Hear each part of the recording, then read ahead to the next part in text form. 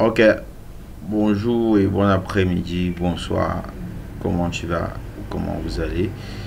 Donc ici, je vais comme ça vous expliquer l'interface de Filmora en quelque sorte.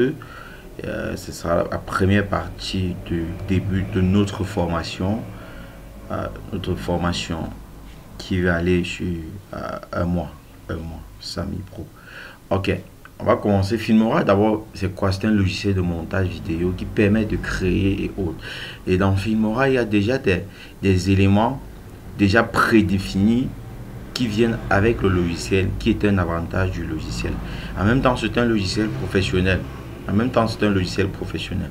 Et à travers tout ce qui est à l'intérieur, à travers tous les éléments qui ont été construits, ça vous permet de créer, animer, pas seulement porter, déposer, non. Ça vous permet aussi de créer. Donc ici, on va commencer par la barre de menu. Ça, c'est la barre de menu Wondershop Filmora. Fichier, édition, outils, affichage. Avant de commencer, pour se rassurer que son Filmora est activé pour éviter les signatures en bas, vous allez sur Aide, dans Aide, activer Filmora. On dit votre licence a été activée avec succès. Cool. Au cas contraire, ils vont t'afficher certains trucs. Donc, rassure-toi déjà avant de te lancer dans Filmora. Et si c'est pas activé, tu me dis, on va activer. On va faire notre tutoriel pour activer. Merci. Bon, on va aller de façon très brève. Lorsqu'on arrive dans Filmora et que on porte une vidéo pour mettre à l'intérieur, qu'est-ce qu'on fait? Soit on se rassure ici qu'on est dans la barre de médias. Et dans médias, il y a plusieurs options. Il y a médias projet, il y a dossier, il y a médias partagés, dossier, échantillon de couleurs qu'on pourra travailler aussi avec. Il y a les couleurs par défaut, échantillon des vidéos, échantillon des fonds verts, etc. Les différents trucs bien animés. On revient sur notre média. Pour importer une image dans Filmora, qu'est-ce qu'on fait? On a double-clic, soit ici, et on part dans notre PC pour regarder où se trouve la vidéo. On ajoute juste la vidéo. J'espère qu'on se fait comprendre. Par exemple, clip Yannico. Oui, je prends par exemple. Oui. Voilà, ma vidéo est importée. Ou à défaut, on clique Windows E. Comme raccourci clavier, on tape sur Windows E pour chercher une vidéo à porter. Par exemple, clic Yannico.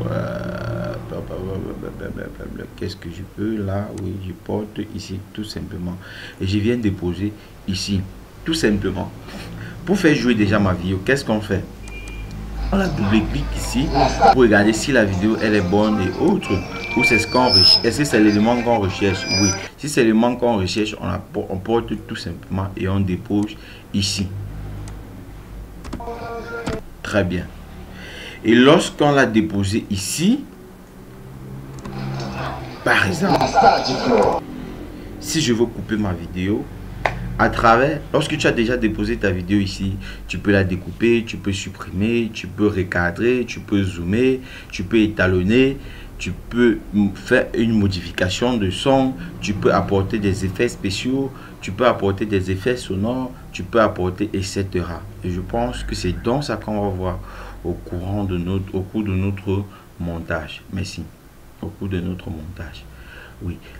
Comme je disais, voici la barre de menu. La première barre de menu, on trouve fichier, notamment pour enregistrer un projet, ou supprimer des éléments, paramètres du projet.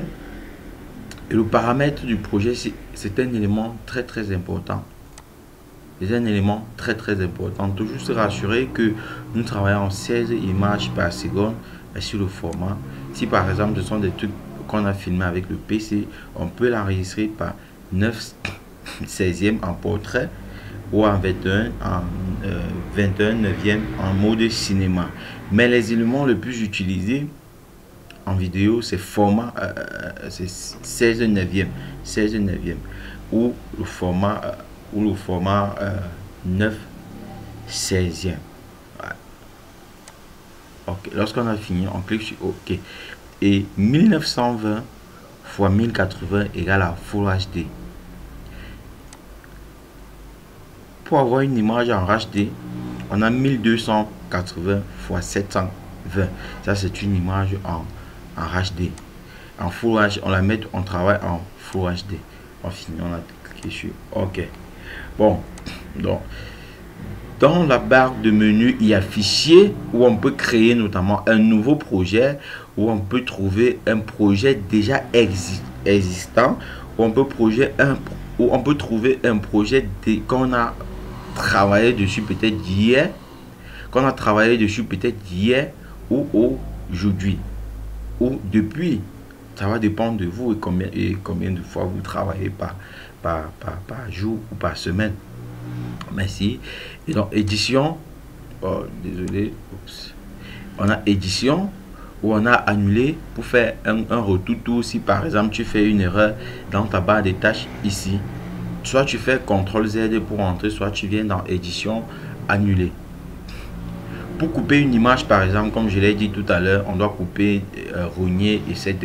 Pour couper une image, par exemple, tu viens juste ici, couper.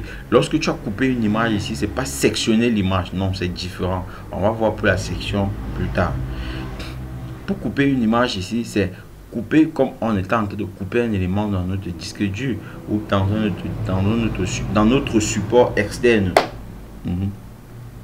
Ou on peut encore venir copier l'image. Lorsqu'on a fini de couper, soit on conserve pour aller coller devant, soit on copie l'image pour aller coller devant. Merci. Donc ici, c'est tout sélectionner. Si par exemple, on veut sélectionner tous nos éléments, qui a pour raccourci clavier CTRL A. Si on veut désélectionner, on vient tout simplement, on désélectionne tout. Si on veut copier les effets, on copie les effets. Si on veut supprimer les effets, on supprime les effets. Merci. Voici comme utile et vous allez trouver les différentes informations, vitesse, durée, ajouter une image, détacher l'audio du son. Si par exemple, je montre ça directement parce que c'est un élément très important. Si par exemple, je vais détacher mon audio, je vais détacher l'audio si je vais les séparer. Je vais séparer les deux éléments. C'est qu'est-ce que je fais? Je viens directement dans outils, détacher l'audio, tout simplement. Et voilà, je clique et voilà, je commence à déplacer ma vidéo. Il faut généralement éviter ça dans des interviews, sinon on va avoir les différents décalages de son. Donc c'est pas bon. Pour revenir en arrière, soit CTRL Z, soit je reviens ici. Oh, voilà, les deux vidéos sont assemblées. Il faut généralement éviter ça dans des interviews. Vraiment, c'est pas bon. C'est pas bon dans des interviews. Ok. On revient. On va revenir ici. On revient sur la barre des utiles. La barre de menu, pour dire. Donc ici, on pourra toujours stabiliser l'image. Si par exemple, je constate que mon image ne tient pas bien, je viens ici pour la stabiliser. Pour stabiliser mon image, pardon. Correction de couleur, correspondance de couleur, écran vert suivi de mouvement, etc. Moi, j'utilise une version 10.1. Donc, Filmora fait les mises à jour sur les versions 7, 8, 9. On n'a pas ça. C'est sur les versions 10.1 qu'on suit un élément. Par exemple, si je décide que je suis en train de marcher, mon nom est sur moi. Par exemple, si je fais un gros plan que je suis en train de marcher, mon nom est sur moi. Je viens sur suivi un mouvement. Suivi un mouvement. On va voir ça plus tard. Affichage. Dans l'affichage, on va afficher les différents éléments. Exportation. Si on veut exporter, on vient ici pour exporter. Ici, dans la deuxième barre de menu, on a médias, audio, titre, transition, effet, éléments, écran partagé. Vraiment, voici tout ce qui va nous servir pour le montage, pour un bon montage professionnel pendant notre formation, au cours de notre formation ou au cours de votre vie. C'est tout ça qui va vous permettre de travailler sans problème dans Filmora et pour pouvoir avoir un rendu professionnel. On a médias, audio où on va trouver déjà des sons prédéfinis. On a des titres, des textes déjà prédéfinis aussi, où on porte juste en dépose pour saisir, où on porte juste en dépose pour saisir. On a les transitions qui vont notamment nous permettre de quitter d'une vidéo à une autre. Les transitions vont nous permettre de quitter d'une vidéo à une autre. Ici, des éléments qui vont parfois nous apporter une autre coloration à la vidéo, une autre coloration, des effets spéciaux en fait, des étalonnages et etc. Donc voilà tout ça, c'est déjà prédéfini. Dans d'autres logiciels on ne trouve pas, mais ça c'est la chance qu'on a avec notre logiciel Filmora. Merci.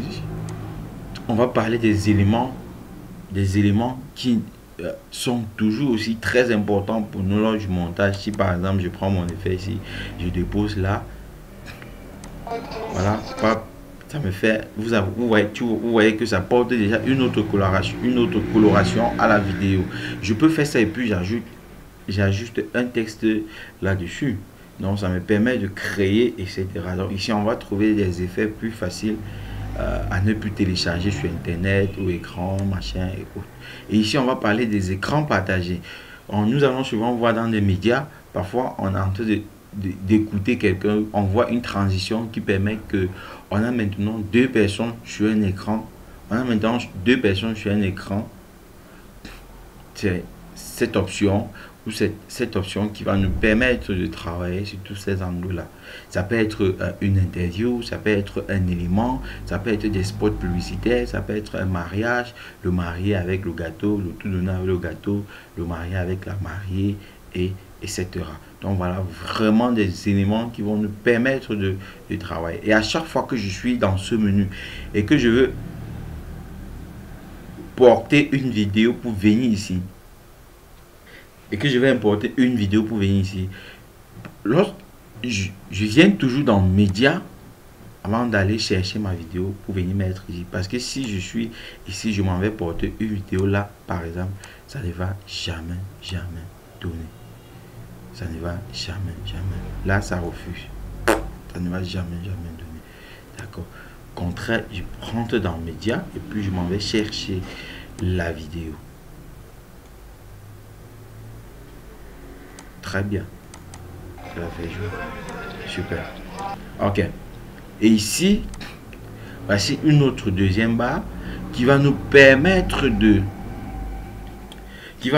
d'accompagner notre montage, qui va nous permettre d'accompagner notre montage au cours de qui va nous permettre d'accompagner nos montages, je vais dire. Merci.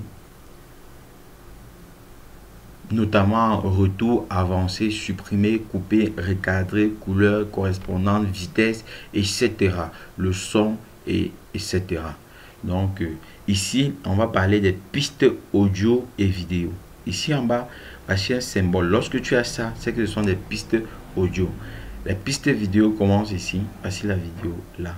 Et si par exemple, je suis en train de travailler et que ma base, si je ne veux plus toucher, de peur qu'il y a beaucoup d'éléments, parce que parfois quand moi je travaille, parfois je suis à 20 pistes vidéo, vous voyez que ça dérange un peu. Qu'est-ce qu'il faut faire? Vous cliquez, vous serrez déjà, on peut venir bloquer la piste ici, ça juge juste mais ça n'avance plus, pour éviter de déplacer des éléments. On a généralement ce problème dans des funérailles, des longues interviews, des magasins, des clips vidéo, etc. Ici, on aura des pistes audio. Si par exemple, je vais ajouter une piste audio, je fais un clic droit, ajouter une piste audio. Si c'est une piste vidéo, clic droit sur ma souris, clic droit, ajouter une piste vidéo, notamment pour les différents éléments qui sont ici. Merci. Et si on veut, toutes ces barres vont nous aider. Toutes ces barres vraiment vont nous aider. Ça va vraiment nous aider. Et on va venir maintenant dans le tableau de prévisualisation. Je vais dire le retour vidéo, le tableau qui nous permet d'avoir notre vidéo en face de nous. Ici, Lorsque tu portes un élément, en fait, tous les éléments que nous allons travailler, photo, audio, vidéo, etc., doivent s'afficher ici. Doivent s'afficher ici. Voici ton curseur. Voici ton curseur. Et à chaque fois que tu avances ici, tu peux toujours venir avancer ici. À chaque fois que tu avances ici, ça avance ici. Ça avance aussi ici. On fait là, là, hop, hop, hop, hop. Voilà. Si par exemple, nous sommes en train de travailler, que la machine plante ou peut-être que les éléments sont très lourds, qu'est-ce qu'on fait? On vient d'abord ici diminuer la vitesse, la taille de l'écran. On peut mettre à 1/8. On fait notre montage et lors du rendu, on met peut-être à 1.2 ou phase complète. Ça, c'est la qualité de prévisualisation. Permettre d'afficher. Voici tous les éléments qu'on va trouver ici. Zoomer, avancer, utiliser média origine, etc. Ici, capture d'écran. Ici, le son principal de toute la vidéo. Ici, agrandir, échappe pour entrer, etc.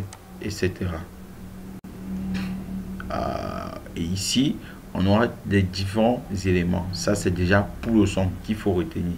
Si par exemple, je suis en train de faire un montage dans Filmora et que je veux faire un enregistrement, je n'ai pas de dictaphone, ou peut-être que je suis en train de faire un papier après la voix est passée, ou du moins si je suis en train de monter un mariage et que je vais animer, peut-être bienvenue les mariés, je clique tout simplement ici comme raccourci et clique tout simplement.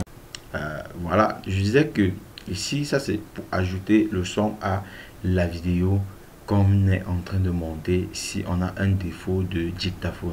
Ici, c'est ça, ceci c'est un réglage de son et etc. Toutes les pistes que nous allons ajouter vont s'afficher ici. Donc, tous les 20 pistes ou 50 pistes que nous allons ajouter ici vont s'afficher ici et c'est ici qu'on pourra modifier. Si par exemple, je veux baisser le son de toute la piste, c'est ici que je vais baisser. Ici, ça c'est le son principal de toutes les vidéos que nous montons, de toutes les pistes-ci. Merci. Là, on finit. Lorsque tu as fini de travailler, tu tapes sur OK. Comme je vous ai expliqué, ici, c'est la barre de travail. C'est la barre de travail qui permet de déposer les vidéos et bien d'autres. Voilà. Et ici, ça c'est le temps. Ça c'est le temps. Nous lisons notre temps de la vidéo. Nous lisons notre temps de la vidéo actuelle ici. Et nous lisons le temps complet de la vidéo ici en haut. Je ne sais pas si vous voyez ma souris. Hop, je reviens ici en haut. Merci. Pour regarder le temps actuel, soit on regarde ici, soit on regarde ici. Pour celui qui maîtrise la règle graduée. D'accord. Là, je pense que on est arrivé au thème de notre première partie de formation, de présentation de notre logiciel Filmora. La deuxième partie à faire suivre. Merci.